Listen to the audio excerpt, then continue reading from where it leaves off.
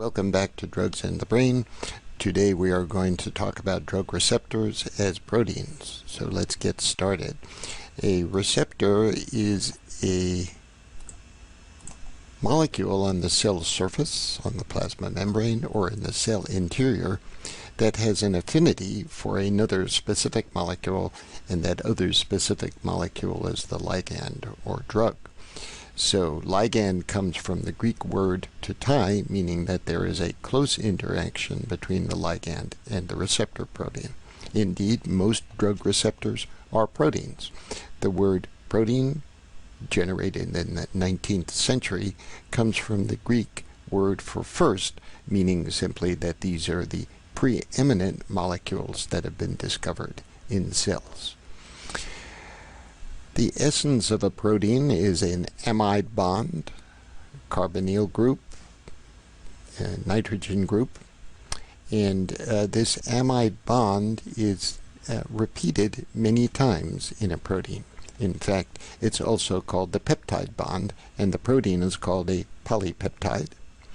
And there is an amino terminal end of the polypeptide chain where the amino group is not part of an amide bond, and a carboxyl terminal end of the polypeptide chain where the carboxyl group is not part of a peptide bond.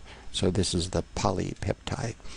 At the center of the polypeptide chain are the backbone atoms, or the main chain, or the alpha carbons. Here is an alpha carbon. Here's another alpha carbon. They are right next to each of the amide bonds, right next to each of the peptide bonds.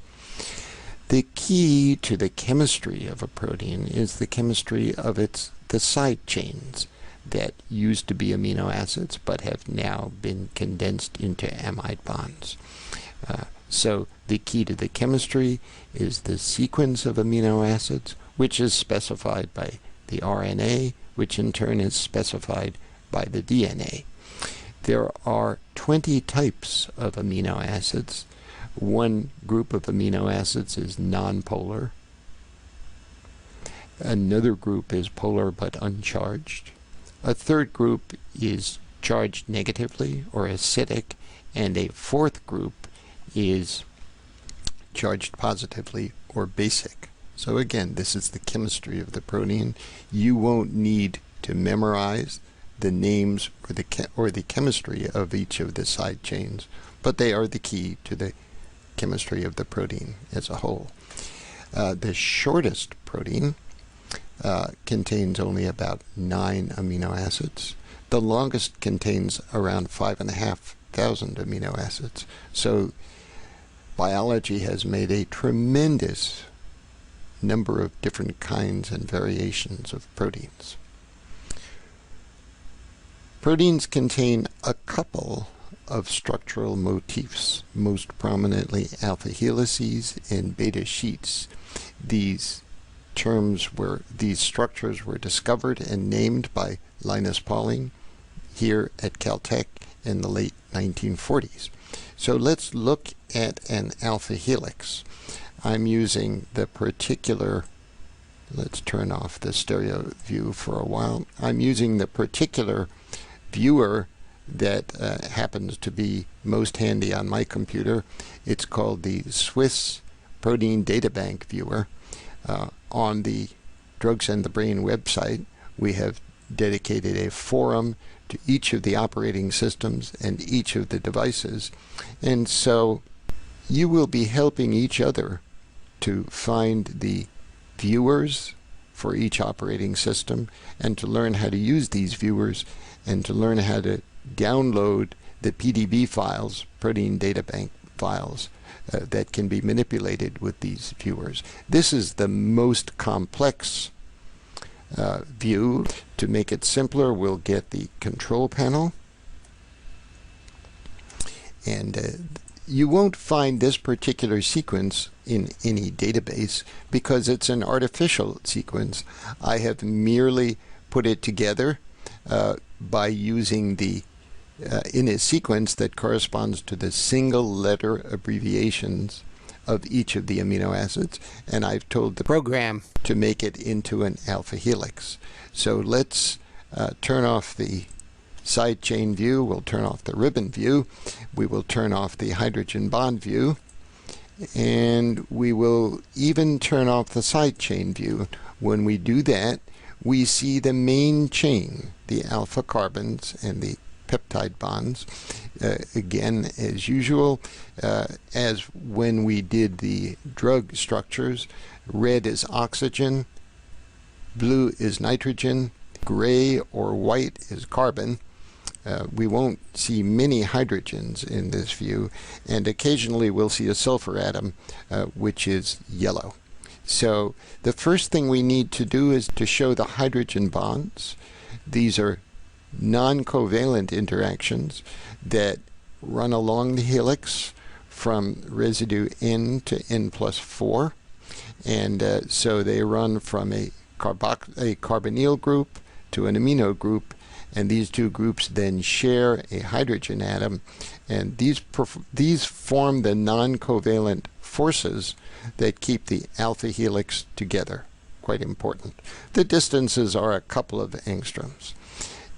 We can abstract the idea of an alpha helix by the so-called ribbon. So this is an abstract view. Here is the ribbon. It's a coil that follows the coil of the alpha carbons, and if we rotate it around a little, we see that the ribbon contains an arrowhead that points to the carboxyl terminus of the protein. A protein is made from the N terminus to the C terminus by the cell. And we can now put in the side chains.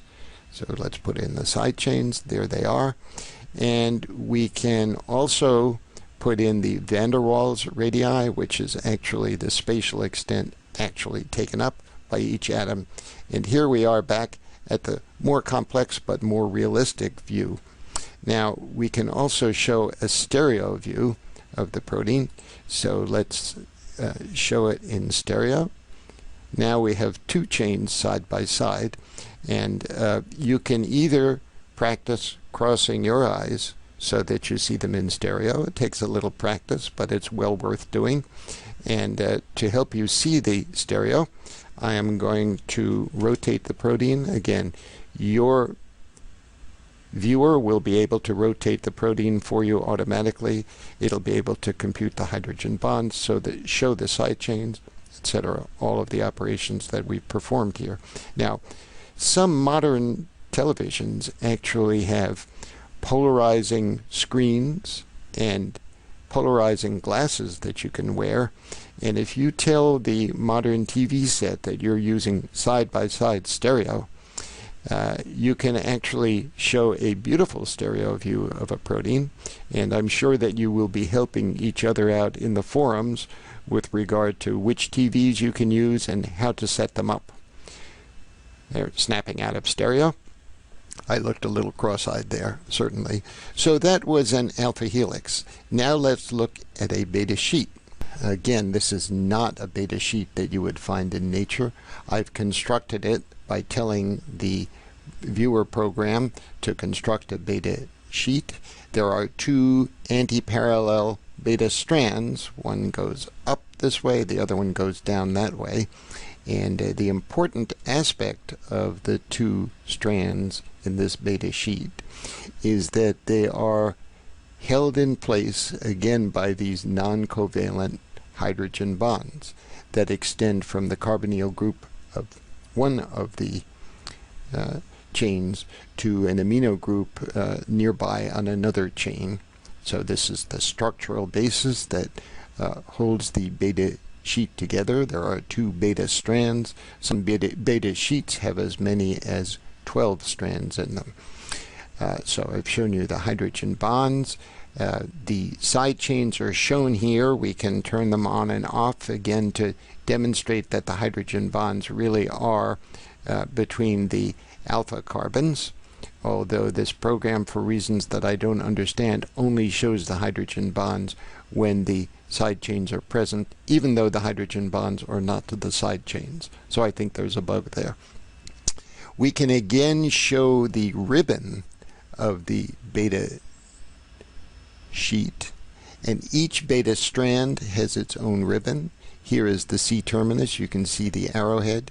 Now it's not a coil, it's a straight arrow. Here is the end to C-terminus of the other strand again. So we've shown you the side chains, the ribbons, and the arrows. Let's look at the actual van der Waals radii. There we are. We can see how very close together these two chains actually do come. We can rotate. We can rotate the beta sheet around, and we can have the program rotate it by itself. Here we are. Now and again, your database viewer can do just fine on any modern device at rotating by itself. Okay, now finally we can do a stereo view. And display stereo. Okay, we can increase its size just a bit so that you get a clear view. Oops, that was too much. Okay, now we try to cross our eyes and look funny. Here we are. I see it in stereo. So these are manipulations that you can practice. You can measure distances yourself, and you can get a very good appreciation for the parts of a protein, real proteins. And we'll show you some real proteins in the next mini lecture. Thank you very much for listening.